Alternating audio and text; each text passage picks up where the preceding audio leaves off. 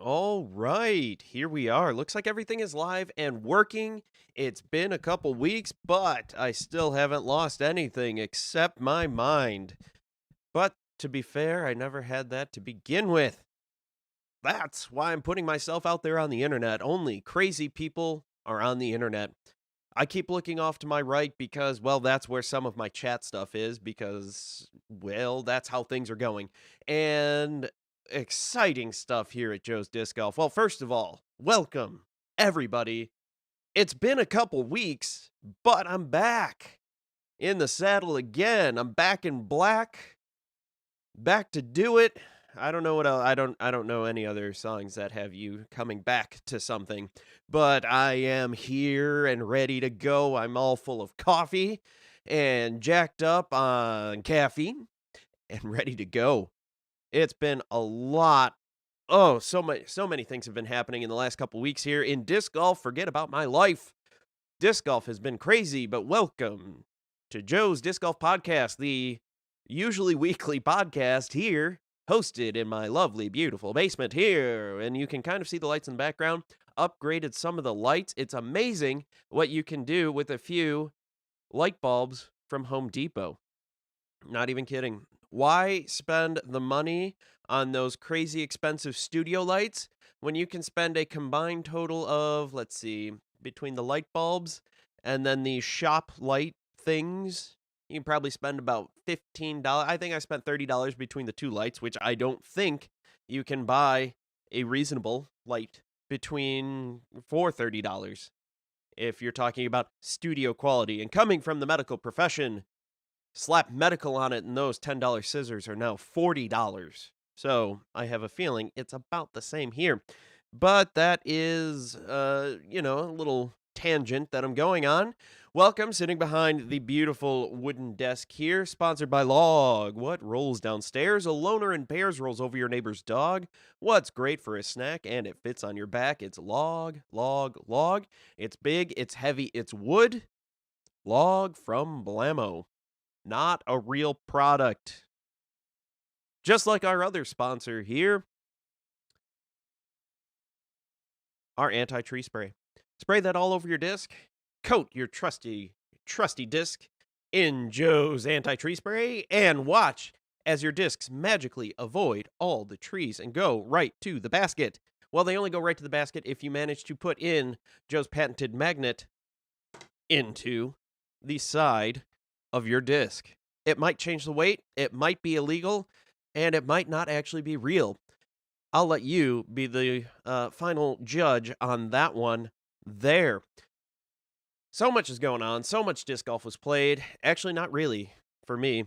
These last couple weeks, with my job working at a high school doing sports medicine, two-a-days have started here in Indiana, and that means I went from working not too much over the summer because high school sports don't do all that much over the summer to about 12 to 13 hours a day for the last 2 weeks straight, roughly. I had Sundays off. And the last thing I wanted to do was spend time away from my wife, considering I've spent a lot of time away from my wife because of work. So, unfortunately, the podcast went to the wayside, and you guys were short on some news. I was kind of silent on Instagram and Twitter, but I am back here again, working hard to bring you the news, working hard to get better at disc golf, and working hard to drink a cup of coffee. The Angels have the box. For those of you listening on the audio version, I have a very, very nice Doctor Who cup mug here where one of the Weeping Angels is holding on to the TARDIS. And if that is all far too nerdy for the rest of you out there, well, I'll bring it back around to disc golf. The other really cool, really nerdy-ish sport. Got out there, played a little bit. They started in our area. They started a Sunday night league, which is absolutely fantastic. The guy running it plays college football. He plays for an NAIA school in the area. And the only day he can get out, he wants to play tournaments. He wants to play sanctioned rounds. We're all fighting hard here to get our rounds in, trying to get our points to qualify for Worlds next year in Evansville. I think it's Worlds. Might be nationals. Either way, in Evansville, Indiana, just a couple hours away from here. Closest Worlds will be for a while, so we're all scrambling hard to get our 1,500 points. I don't think I will make the cut, unfortunately. I will be really close. That's the part that's the most frustrating, is I will be very close to getting it. As it stands right now, let's see, where am I at? How are my points doing here? I have this year 610 points. I've got a big one coming up here. I've got a B tier coming up here in the Three Rivers Open. Very exciting. Very fun to watch there. It's going to be exciting.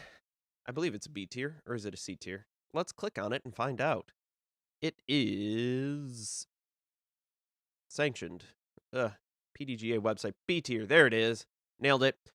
Should be getting some points there. Hopefully, I do better than I did at some of these other tournaments here.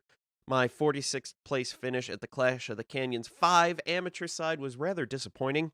Mostly not where I finished, but how I played. And that's the part that kind of frustrates me.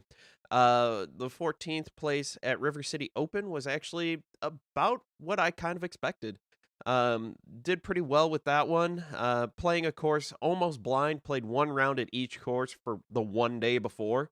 So it was just rather difficult not to know exactly where to go. I'll be getting some points here for the for our summer sanctioned series on Tuesdays, but with work I can't make that. And moving on to the end of summer sanctioned singles. We like the alliteration here. That's a lot of fun. Sunday evening, so much fun to play that. It's the only time I can make out any league. So getting out with some friends, played all right. Didn't do great, didn't do bad. Managed to shoot 4 down while taking a triple and a single bogey. So I had 4 strokes, and that includes going OB on one of them. I had a terrible drive that stayed inbounds. Had a beautiful upshot that skipped right under the basket and rolled into the creek. So I was OB by less than a foot. Seems to be my MO right there. If I'm going OB, I'm only OB by a foot or less. It's rather frustrating. I'd rather, if I'm going to go OB, go big. I'm going to go all the way, you know. But that's how I just do things. When I go OB, I go half-assed. I don't go full-assed. That's just how that goes.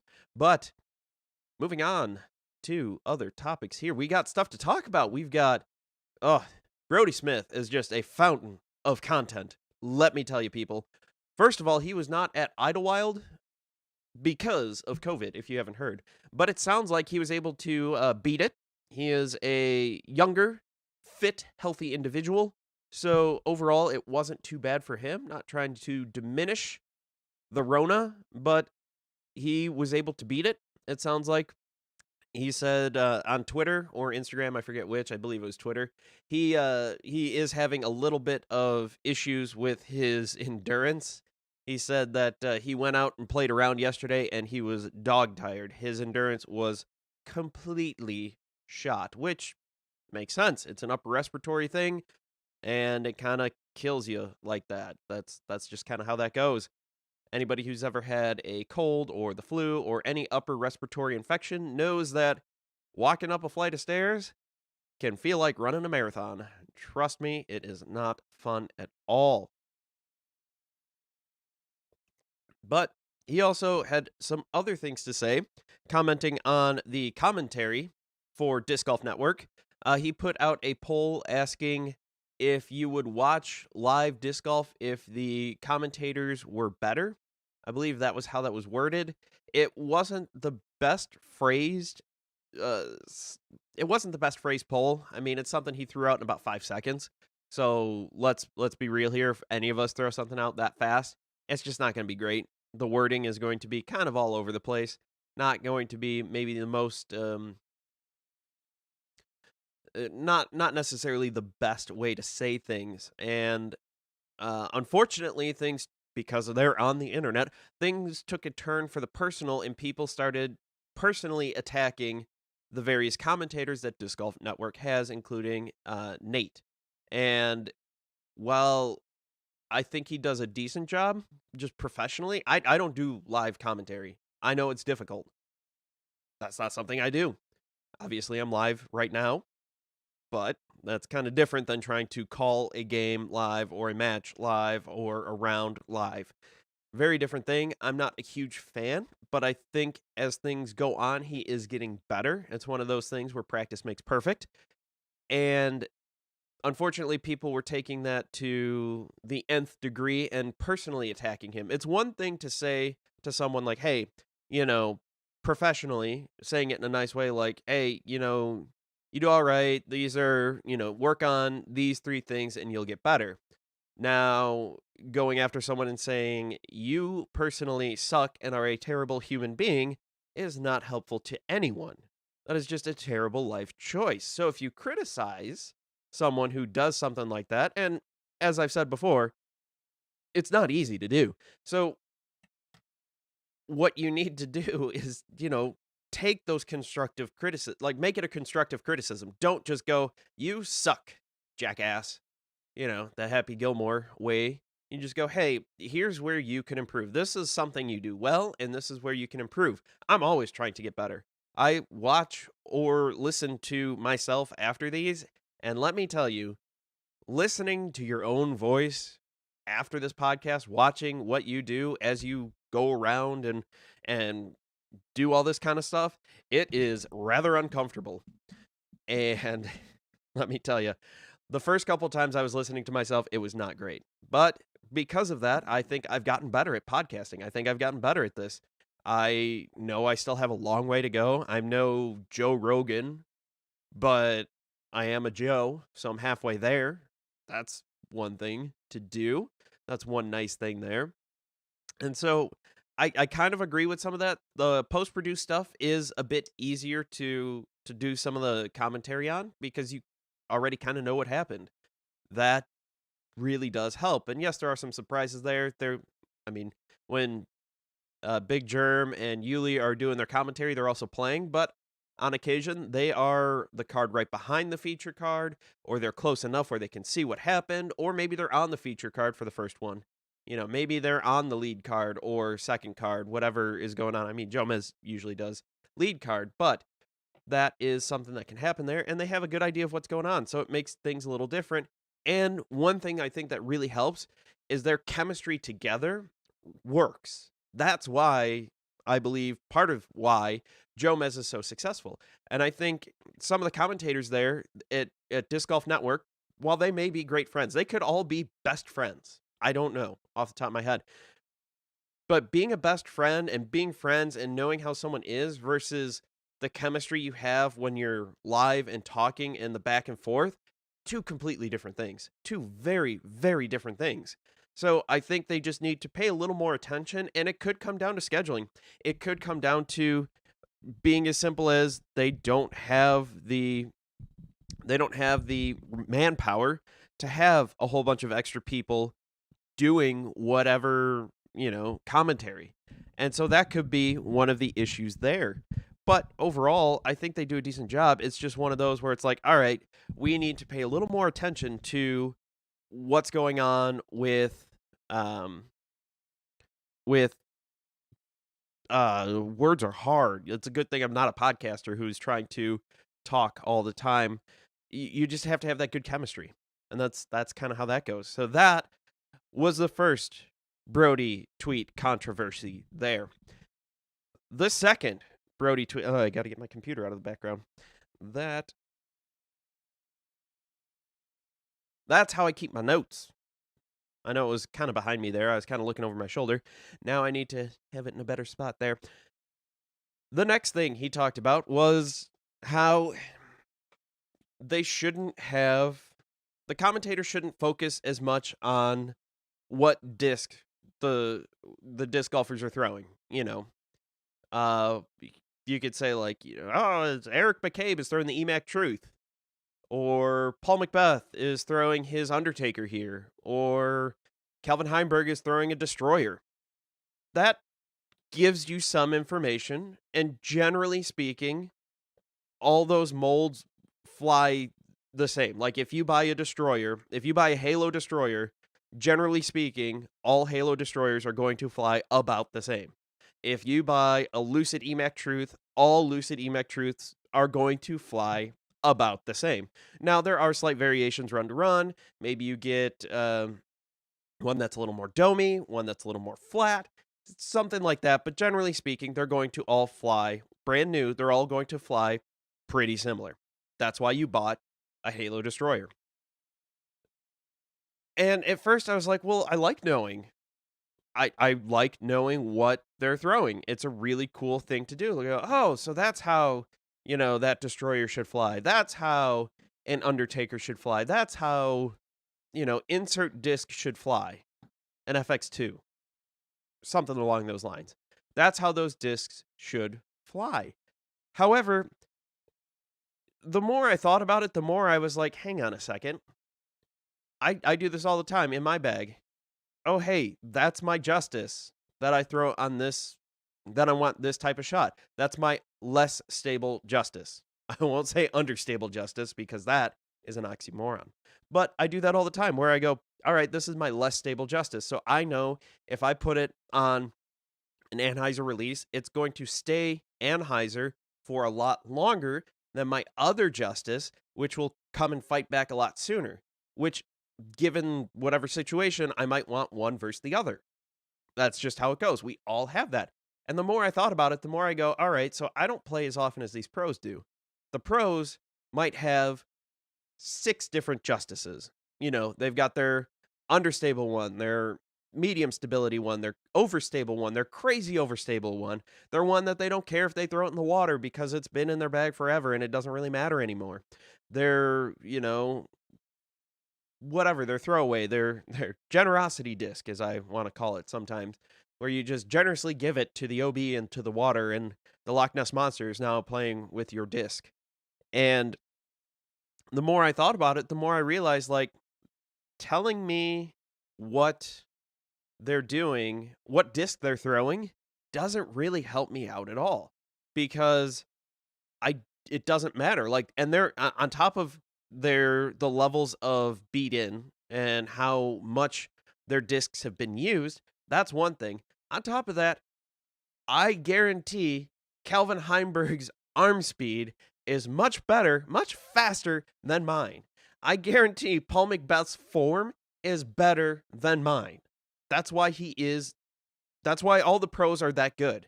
All the top level touring pros are that good. Whether it's men or women, their arm speed is, on the men's side, I can almost guarantee their arm speed's faster. On the women's side, it might be closer. Some might be a little faster. Some might be a little slower. But their technique, their form, everything is so much better than what mine is. And so I know that what they're throwing isn't necessarily what I should be throwing and expecting the same results. On top of that, as I mentioned, getting all the level of wear and tear on the disc affects the flights. The older the disc is, the more you used it, the more trees it's hit, the less stable it's going to be. That's just kind of how disc golf works. That's how it goes. And so what Brody's point was that the announcer should say things like, "Oh, this is his flippy mid-range. This is his stable distance driver. This is his overstable. This is crazy overstable distance driver." If you're talking about something that's naturally crazy overstable, something like the West Side Adder or the Latitude 64 Stiletto, something that is going to be crazy overstable. Or then you could say this is his, stable disc, something like a Raider or a Destroyer. Then you could say, hey, this is the neutral disc. This is like a neutral / understable, something like a Trespass or maybe a Wraith. I think Wraith might be a little more understable. But you get what I'm saying. Like, saying that, okay, they're throwing a whatever doesn't mean as much as it would to say he's throwing his understable, his flippy distance driver. Now, that's been in his bag for 5 years, and it is crazy understable, and he only throws it downhill with a 40-mile-an-hour tailwind. Okay, cool. That actually tells me a lot more than saying he just threw what's something understable off the top of my head? A Captain. He just threw a Captain. Dynamic disc Captain. Cool. Whatever. Like, I get where Brody's saying it, and people were trying to say, well, why would they do that? that's yeah, I like knowing what disc it is, and my point still stands, and I think it's similar in the vein. If we all think about it and really just think about it, yeah, it's kind of cool to know what they're throwing. But if you really want to, everybody does an in the bag, myself included. I've done an in the bag. I didn't do a 2021 in the bag. Should I do a 2021 in the bag here at the end of August? Let me know in the comments below. However, everybody does an in the bag. So if you really want to know, everybody goes, hey, here's my bag. This is my this. This is my understable, blah, blah, blah. This is what I throw this for. This is my this and that and everything else. So if you really want to know, you can find out. It's really not that difficult. It doesn't take much effort. And I think it would help people more because you'd be able to buy a disc that would better suit you. So if you are someone new starting out and you see Calvin ripping on a destroyer and just watching that thing go, if you're a new player, that's not how that's going to go. You're going to buy a destroyer. It's going to hyzer out after 100 feet, probably, and you're going to think that the destroyer is a terrible disc when it really isn't. It doesn't match your skill level. It doesn't match your arm speed. Any disc can be a really good disc if it matches what you need it to do. Now, when I was just starting out, I had some overstable and some high speed drivers that you wouldn't necessarily put in someone with a slower arm, but I used them for those overstable shots when I needed the disc to go left. Or, well, I was mostly a forehand player. So when I needed the disc to go hard right, I would take something out like that. So you can find use in that, but you have to understand that it's not what it's not going to fly how they throw it. What really is helpful is pretty much everybody does those flight charts on there and go, all right, a beginner, it's going to do this. An intermediate advanced player, it's going to kind of go up and do that. And then a distance person or a pro tour guy, it's going to go and do one of those. It's going to do an S, and you're going to get a lot of flight out of that. But that's kind of where I'm at with that.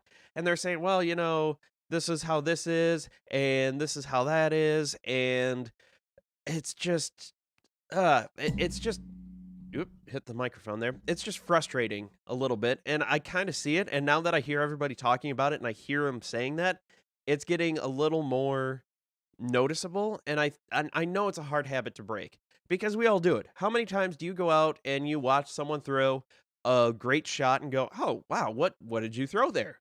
"Oh, that was my blah blah blah and it flies like this." Obviously like that. "I've had it for 2 years and it's nice and beat in and it's perfect where I want it." You don't always get that context with the live stuff, so I'm thinking, "Hey, like I said, rather than saying what it is, say that it is their flippy XYZ by ABC." You know, that's kind of where I'm at. Morning, Dave. Hopefully you're enjoying the random rants here that I'm going through. And oh, uh YouTube, you're being a little pain in the butt, to say the least. All right. And the last thing, like I said, Brody Smith is a fountain of content here because the next thing he said, or the next thing that happened, is he had special stamp Dark Horse, I think it was Crystal Zones, that just released yesterday, and the Janus Thrashers. And someone had made a comment on Twitter saying, "Why the hell is your wife getting a stamp? She doesn't even play disc golf." And his response was, "You clearly don't understand business." And he's right. I mean, people are saying like, "Oh, Phil Mickelson's wife doesn't have a line of drivers." Well, Phil Mickelson doesn't have a line of drivers either. He'll go out there and, I don't know that much about golf. I do know a few companies. So it could be something as simple as, "Hey, check out Phil Mickelson. He uses a Titleist blah blah blah and as his driver, and that's why he drives it 350 yards dead straight on a rope." Where disc golf, it's a little different. You get discs marketed. It's a little different like that. So people were trying to make the comparisons between um, golf ballers and disc golf, and it's not the same. There are a lot of similarities. I'd say the sports are like 75% overlap. However, there are things like that where it just doesn't it's not the same. Like everybody can get their own special stamp. That's how people pay for their touring pros. That's how things like that go along. Now, people are going, "Well, why? She's not a touring pro. She's not getting this. She's not getting that." Her following on Twitter and Instagram, and people who look at her and see that, she's always with Brody. Obviously, they're married, blah blah blah. But they're going, all right, well, I want a Janice stamped disc. I'm going to go out, I'm going to buy a Janice Thrasher because, I want the stamp because it's cool. I like the Janice theme that they're going with. I like whatever. I want a Thrasher. Doesn't matter. Discraft gets a ton of money. It's simple, it's basic economics. You put it out there, you put her name on it, and they're gone. I don't know what they're charging, 25, $30. Say they give $5 to her, and then it costs on average $5 between shipping and processing and stamping and all that crap. They just made $20 a disc. I don't know, and it's probably a limited run, so they might even charge even more of a premium.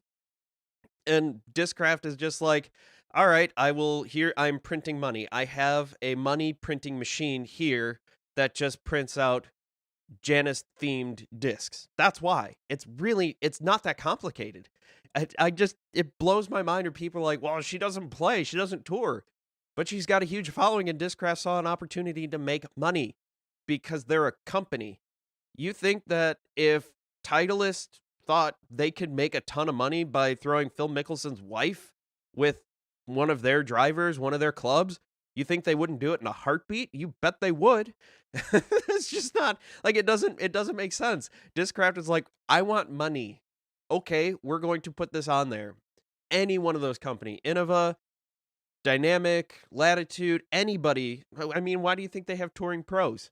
They're out there promoting their discs. They're promoting their brand, and they're paying the guys to do it and girls. But that's why they're out there. They're trying to make money. That's how this goes. Like, it blows my mind a little bit that some people can be a little dense when it comes to this stuff. So if Discraft or Discmania or Dynamic Discs or Innova or anybody thinks that they can make money by slapping somebody's name or something on a disc, they will, because that's what they can do. Because now you got people going to Discraft and going, all right, well, I'm here. It's flat rate shipping, or I don't know how they do it. It's like either flat rate or, spend $50 and then you get free shipping. Okay, well, I guess I'll also throw in one of these. And I was kind of looking to get one of these. I'll get another one of those. And suddenly they're spending $100. And now they're driving more people to their site to get more discs. And it's business. It's simple business. Business 101 right there. Make money. Put stamps, put something on there. You got the collectors coming in, getting them, and everybody's going to get them. But I think right now the well is starting to run a little dry with the crazy Brody drama that's happened here over the last couple weeks. Now that I'm back in the swing of things, back with a normal schedule, I will be continuing to go at 9 a.m. Eastern Standard Time. You can also follow me on Twitter and Instagram at Joe's Disc Golf. I'm on Facebook at Joe's Disc Golf, and there's also joesdiscgolf.com, WordPress blog that I've been neglecting. I'm trying to get better at that. But I think we're going to move on to the next topic, Idlewild. Okay, if you haven't watched this, you need to go watch at least the back 9 of Idlewild for the final round. Oh my God. I think at one point there were 6 people tied for first place. And words are hard right now because it was insane. Going back and forth, I'm trying to remember off the top of my head, Kyle Klein, Drew Gibson, Kevin Jones was right there. Ricky was close. I think he ended up going OB, and that kind of cost him getting tied for first there. Andrew Marweed.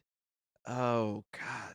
There are a ton of people. And then just off that, tied for 5th, 6th, one stroke back, essentially. There's another 3 or 4 guys. just going back and forth and back and forth, and it was just so much fun to watch. Um, oh, and Freeman, let's see, I'm trying to look through this article here on Ultiworld. They do a great summary. Uh, it it was one of those where it was just so much fun to watch. Corey Ellis, yes, thank you.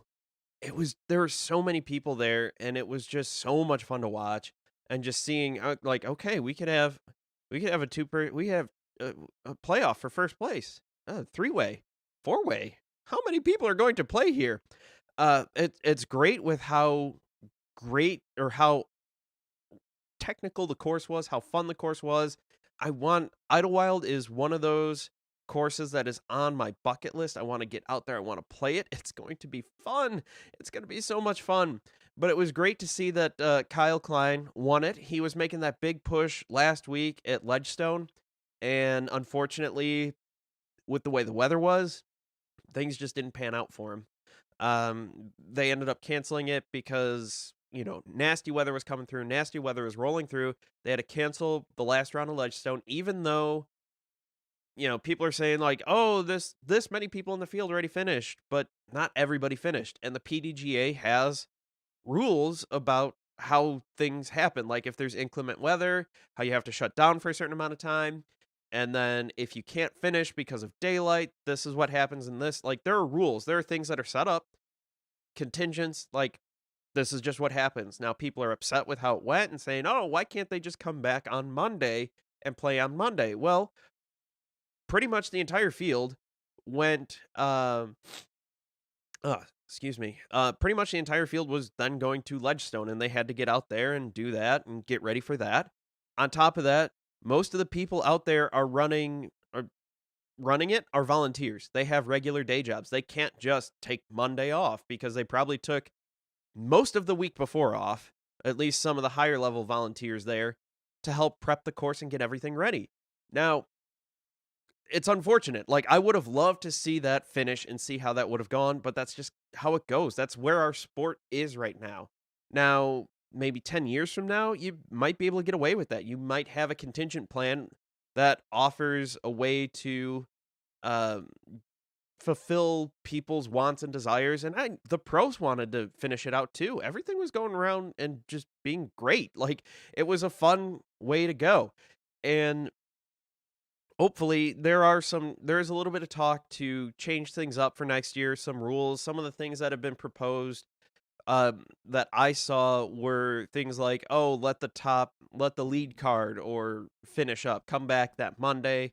It'd be a smaller thing where a couple people would just be there to finish out to get a first place finish.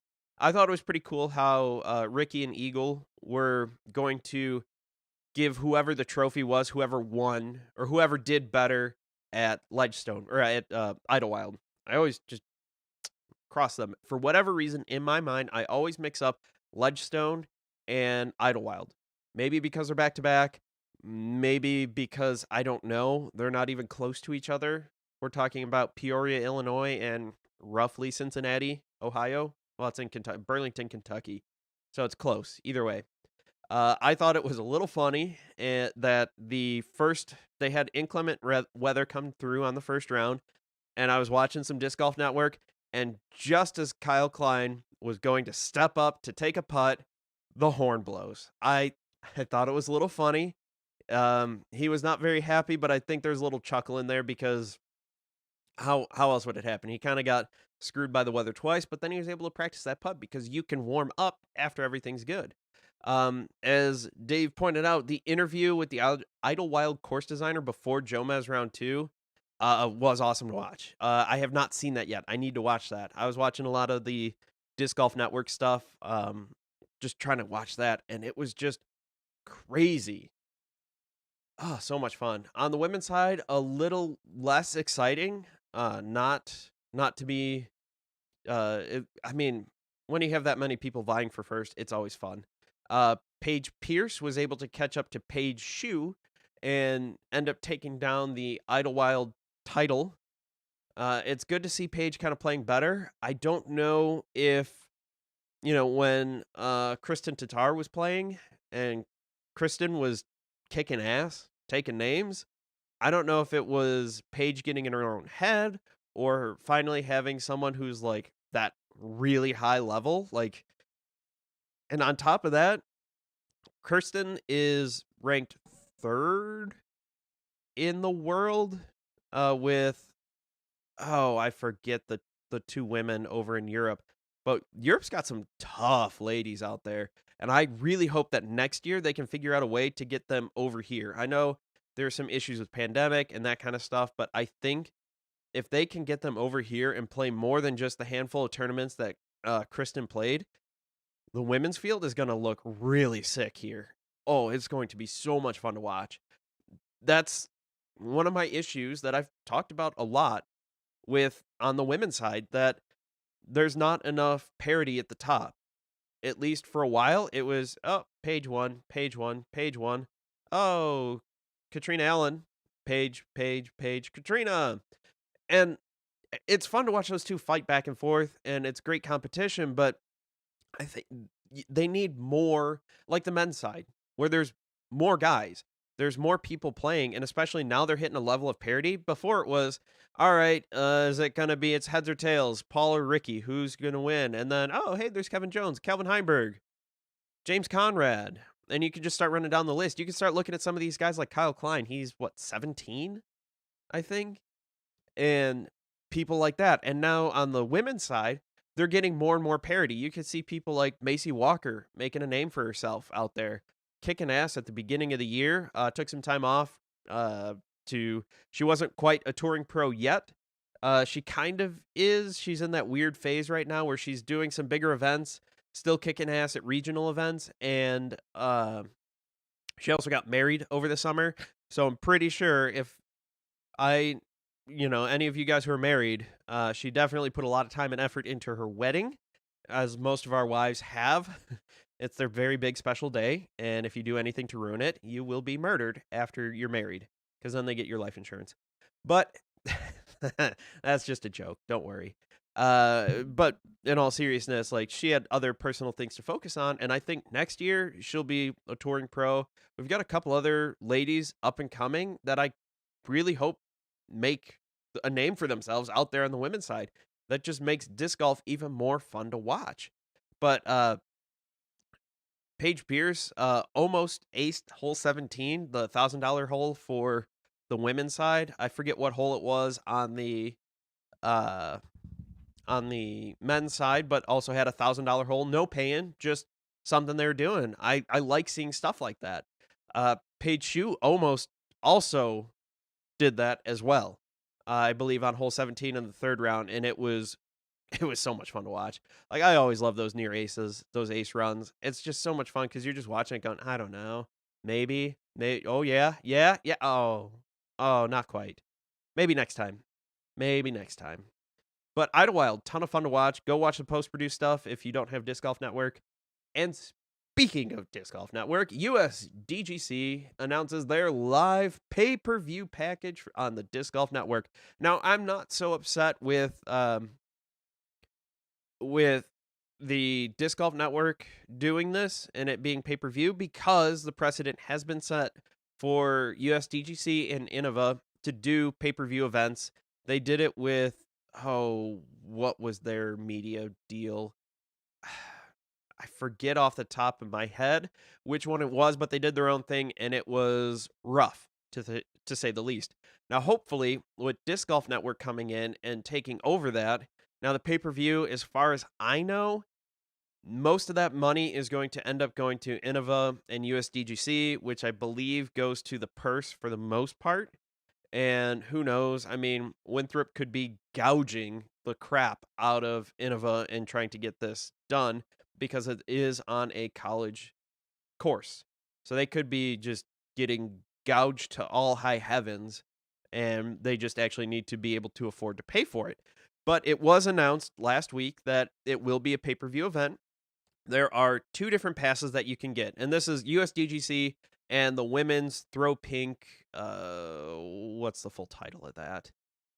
It's women's throw pink. It's basically women's USDGC, but that happened technically earlier in the year, and now it's kind of like they've got two. Although I think the USWDGC should just potentially change their name and we just go with Throw Pink.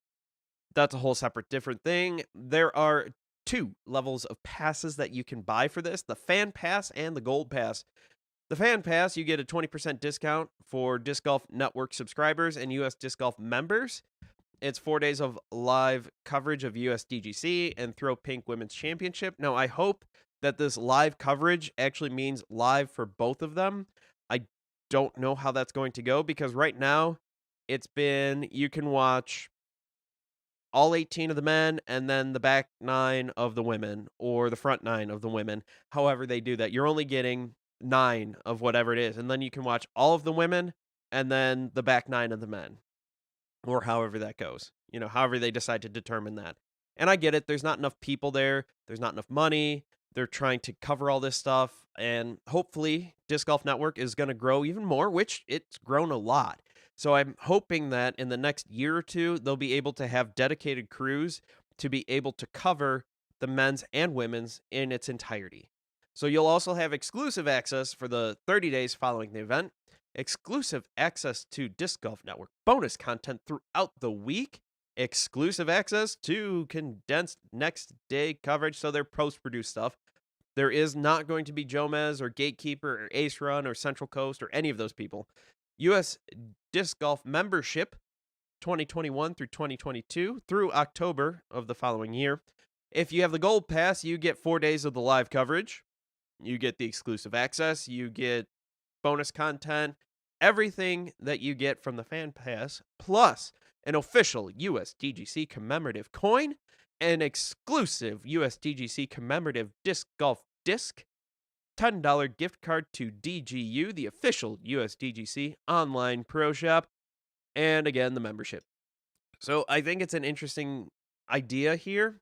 I don't know how well this is going to pan out. On top of that, I believe Disc Golf Network had to pay as well to do that.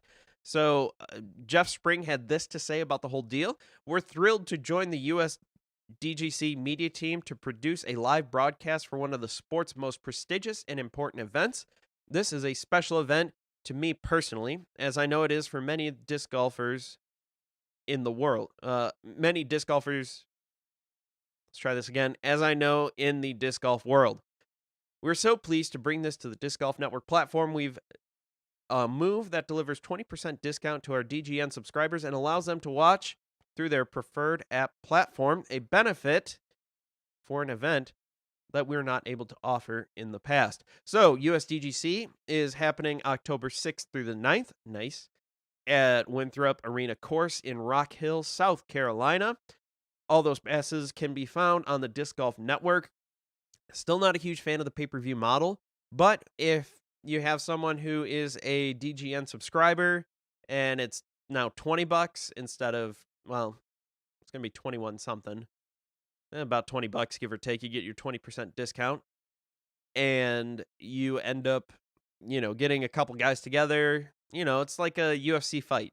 Yeah, it's an $80 pay-per-view, but you get 10 guys around. Yeah, I can pay $8 for it.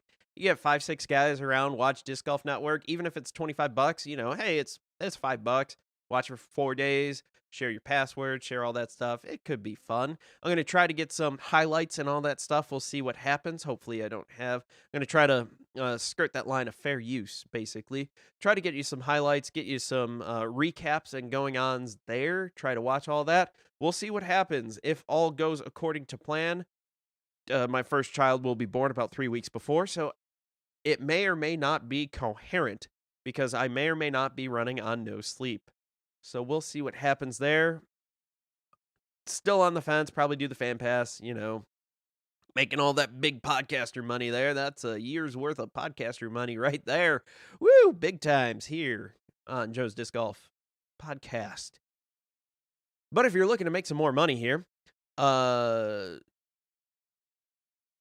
question here is, so from Wallstar 20, so Jomez will cease to exist? No, as far as I know, Jomez will still be around. They're just not doing USDGC. Innova has that pretty tightly locked down right there, and only DGN is going to be doing the coverage for that one. As far as I know, Jomez is going strong. I mean, they do great stuff there. I don't think Jomez will fold. If anything, they might someone might try to buy him out, would be my guess, and I don't foresee that happening anytime in the near future. I believe Jomez is going to be around for a long, long time in some form or fashion. As it stands right now, for the next, I'd say, next 3 years at least, Jomez will be just how we know it right now. Jomez is going to be Jomez. You're going to go out and you're going to watch all your post-produced stuff and all the other stuff that they do on top of that. Their practice rounds and all that. That'll all still be there. This pay-per-view package is just for USDGC and the Women's Throw Pink Championship.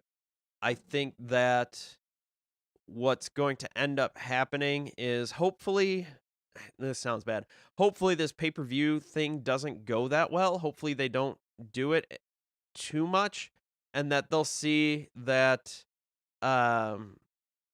it's just not financially worth it. Like, I don't wish failure onto Disc Golf Network. I wish failure onto the pay-per-view model. That's where I'm at right there. Like, I don't like pay-per-view, and with this being probably the most prestigious event in disc golf, it's unfortunate that one of the best courses in the world, one of the best tournaments in the world, is paywalled off. Like, I just, it's frustrating a little bit. I would love to see some GK or Gatekeeper or Jomez coverage, post-produced coverage. Maybe, if sign some deal where it can't come out for a month after, that exclusive access to Disc Golf Network, and then people wait and then they could watch it. But something that would really get people in here, one of the biggest things here, I would argue it's bigger than Worlds. I mean, Worlds was exciting this year, but generally speaking, I'd say this is probably one of the biggest tournaments around, and it's just, it would be a great way to get more people into at least watching disc golf, if not playing disc golf, and you're locking it off. So it's frustrating. Yes, Wallstar, it says especially one of the biggest appeals in growing the sport is that it is free to play. I think that there is a way to do it. Like, I think Disc Golf Network has kind of found a way to get that live coverage, because nobody else does live coverage. To get that live coverage out there, to do that, to get those rights, I'm okay with charging, if you're a PDGA member, $5 a month. If you're not, $10 a month. I'm okay with that. It's just a pay-per-view event like this. It's, yeah. Hello, Mr. Tight Films, and he says, I agree with Brody on this. I think with the small community, it hurts more than it helps. I think so too. And I think that before it got with Disc Golf Network, when they were doing it with, I forget what other company, but it's been the last 2 years that they've done it that way. So it's just kind of like, oh, great. We could be getting more people in watching this. This is a great course to watch, but I guess that's kind of how that goes. But if you're looking to make some more money to be able to afford that gold pass or maybe even the fan pass, there is a new job posting at the PDGA website that if you're going to be the International Disc Golf Center assistant, you're an assistant to the regional manager. The ideal candidate would be energetic, self-motivated professional who seeks to be part of the hard-working team that manages and maintains the home of the PDGA headquarters, a fully stocked pro shop, 3 championship caliber disc golf courses, and much more. So if you're interested in moving out there to Georgia, I believe, you can go out there and, well, work for the PDGA yourself. Applications will be accepted through September 12th, and the projected start date would be October 1st. You can go find all that information out on the PDGA.com. It's under their announcements if you want to work for the PDGA. So you'd be the person running everything, it seems.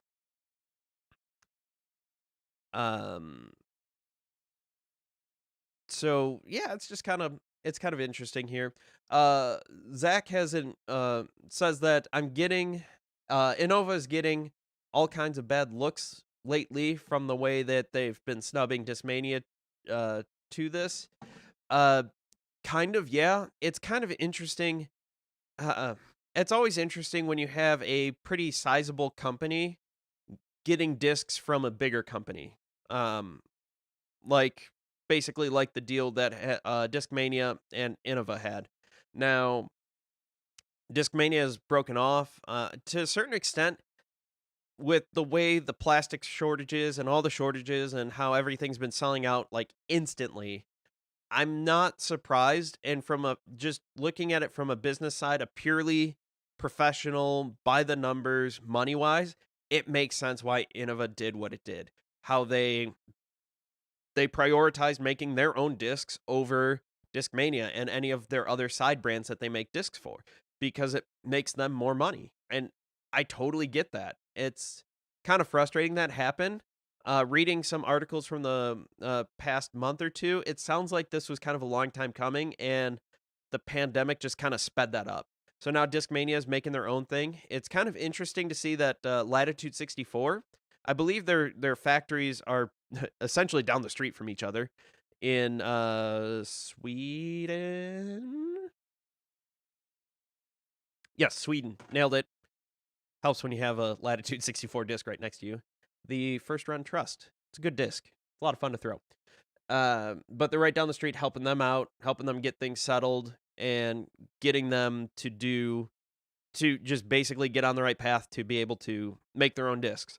So what you'll see here on the PDGA page is going to be a ton of Discmania discs being reapproved because they're going to be very similar but not identical to what Innova did for them. Because Innova basically just took like, hey, let's take the top half of the mold from the Boss and put it on the bottom half of the Destroyer and see what we get. Hey, look at that. It's a distance driver. Or, let's take the AVR bottom and put it with the Destroyer um, top and just see what happens, kind of thing. So they mix and match. It was all hodgepodge. So what Discmania is doing is making their own things, making their own discs from the ground up. So they have to approve every single one of them. It'll be interesting to see what Innova does with those hodgepodge molds because there's some good stuff in there. There's a lot of stuff. Their Discmania also has to the uh, make their plastic again. So when you buy new Discmania stuff in the next couple months here, it's not going to be exactly the same as their plastic was before. It's going to be very close. They've hired chemical scientists, chemical engineers, and they're trying to reverse engineer and make the plastic as close as possible to what they're used to doing. But it's not going to be the same because Innova owns those recipes and isn't sharing them. They're not patented or anything, but they're not sharing. They don't have to share. The good thing for Discmania is that they own the rights to the names of the disc. So they'll be able to make new versions of everything. They're all going to fly a little bit different, but they're going to be like 90% the same. So you might have to, adjust your bag a little bit, but that's kind of what it is. Now, last thing that I've got here to talk about, unless anybody else has got some fun topics to talk about, is going to be the Gavin Rathbone is taking a break and evaluating an injury. So, unfortunately, Gavin Rathbone, who's been crushing it on the Pro Tour, had to take some time off after Ledgestone. He did not do well. He said he's got a nagging shoulder injury in his throwing arm. And this is a quote from him. I played this tournament without throwing a sidearm outside of 200 feet. Well, actually threw one and my arm wasn't ready for it. This is what Rathbun had said. He made a post on Facebook. I tried to look it up and it is either locked or he deleted it. It's unfortunate that this is happening and we're seeing more and more, in my opinion, we're seeing more and more athletes with injuries because they're not listening to their bodies. They're trying to do too much and they're not how do I say this? They need better medical attention at these tournaments.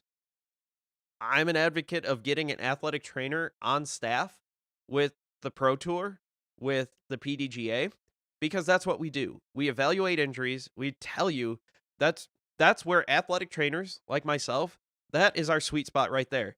I can tell you that, yeah, your shoulder's got this nagging injury.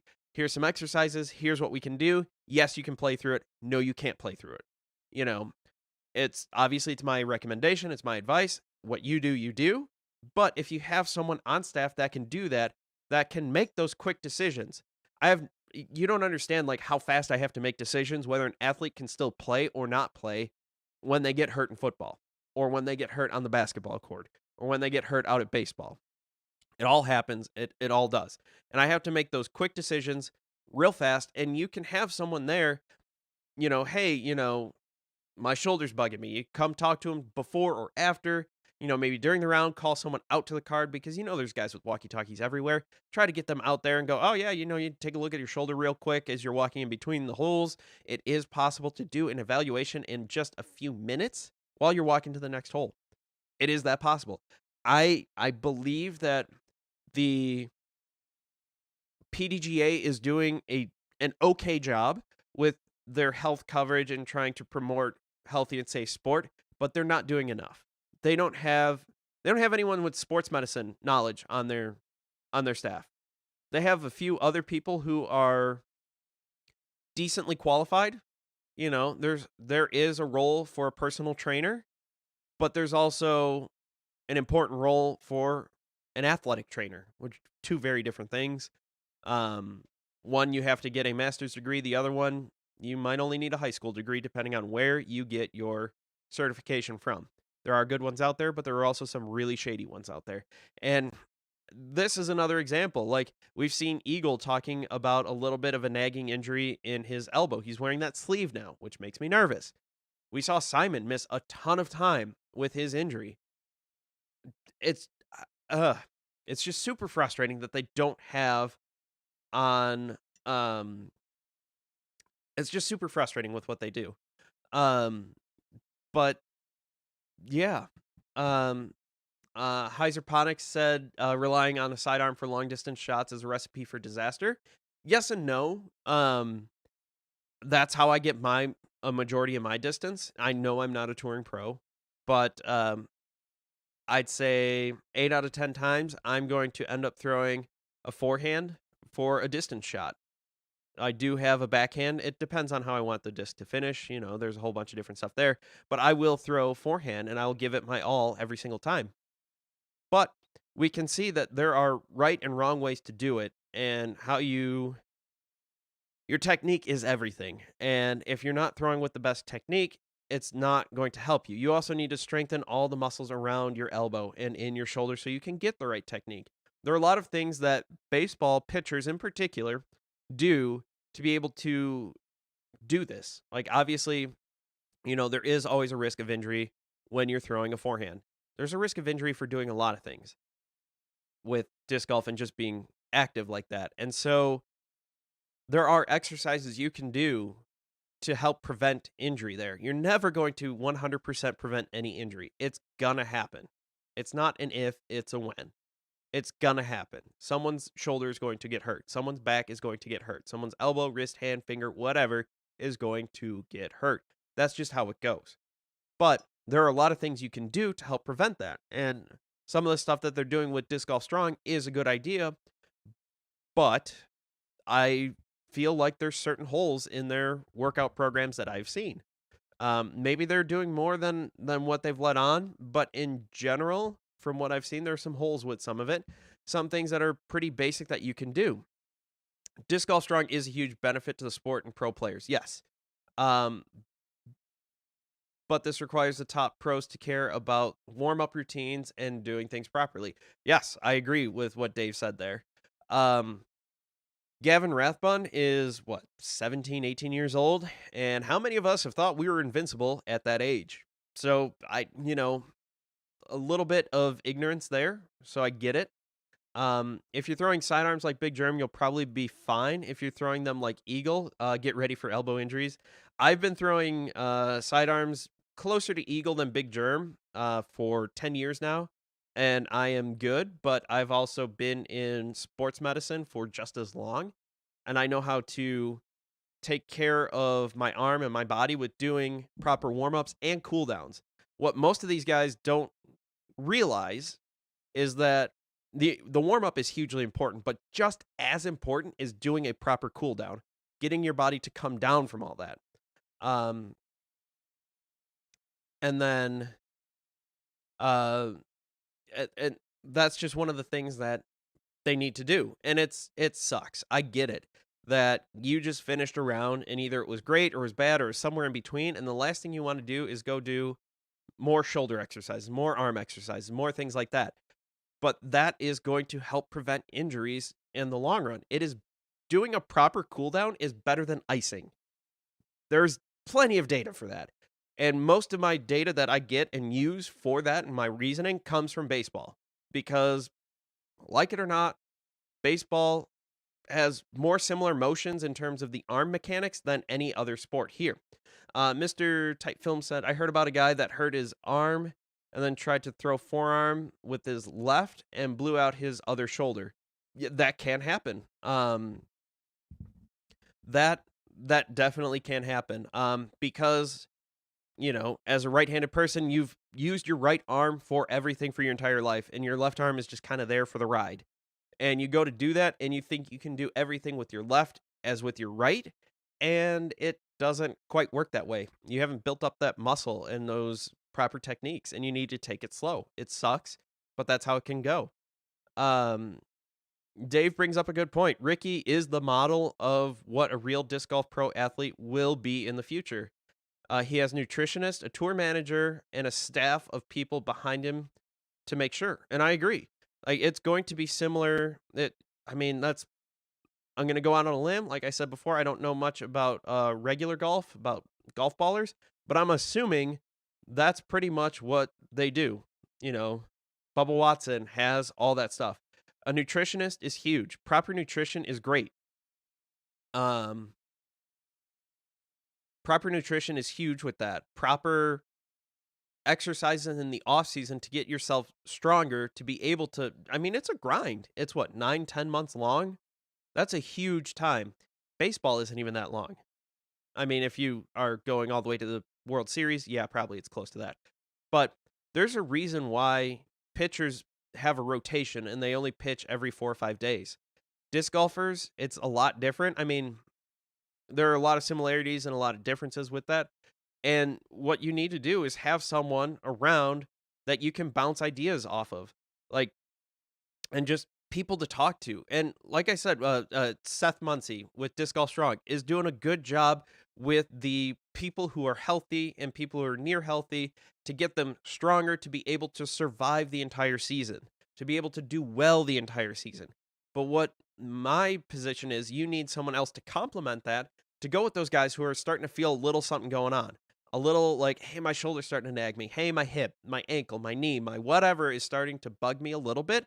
Someone that can help with those issues. Someone that can help keep you healthy, help keep you playing at near top physical condition throughout the entire season.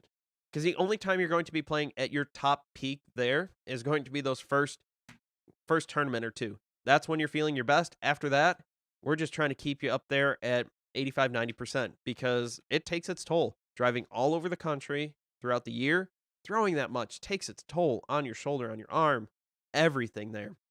You'd be amazed at how many muscles it takes you to just do all that stuff.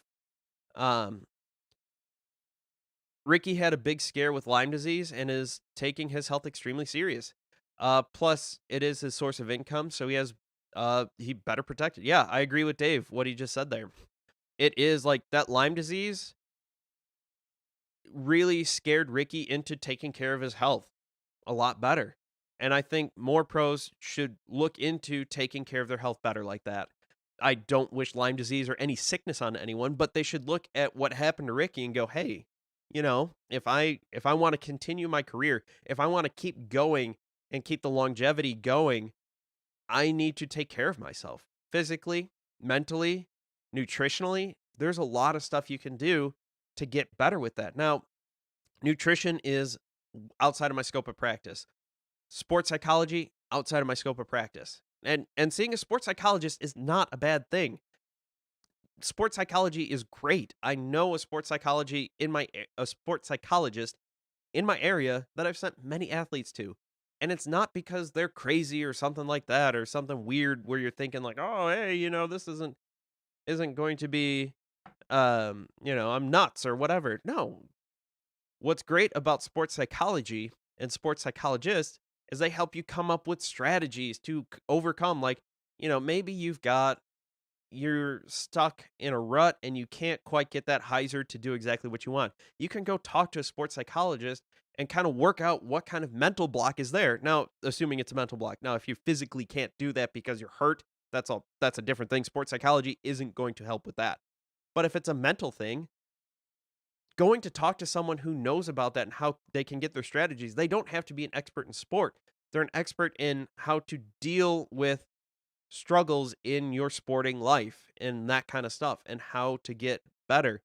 They do a ton of stuff there that works with teams and how to get people to work better as a team. Now, obviously, disc golf is an individual sport, but that having a sports psychologist would also help. I mean, there's a lot of stuff that they could do to help make the sport better and make things better for their athletes. And I think a sports psychologist would be a great idea. I'm going to move it back to the physical side of it because an athletic trainer would be a perfect fit to be hired on by the PDGA or Disc Golf Pro Tour, someone who can evaluate all these injuries and help these guys better take care of themselves. These guys and girls take better care of themselves.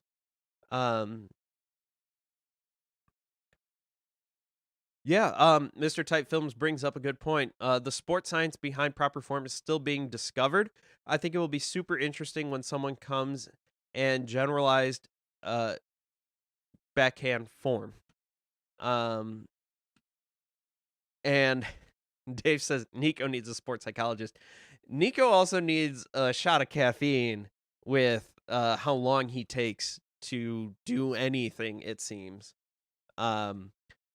Which I find it hilarious. If you haven't seen some of the proposed rule changes, I'd like to call one of them the Nico rule because it basically just says, like, as soon as the area in front of you is clear, 30 seconds. There's no dog barks, whoop-de-doo. You still only have 30 seconds. Someone walks in front, that's different. That will, like, if somebody walks out in front of the fairway, walks by the basket, okay, your 30 seconds restarts there. But once the green area is clear, your 30 seconds starts once you're there. So Nico taking 5 minutes because a leaf blew and then a spider farted, 20 yards behind him. That doesn't count anymore. But that's one of the rules changes. I'm going to have hopefully a video coming out later this week talking about some of the individual rule changes that could be coming your way. They're open for commentary right now. You can find those on the PDGA page and so on and so forth. But yeah, that's my soapbox that I get on every time I seem to be talking about injuries because Gavin's probably going to go to his primary care physician, and his primary care physician, I can bet, dollars to donuts, I would bet that he says, yeah, just take 2 weeks off, which is is the worst thing you can do. Now, taking time off does help in general. However,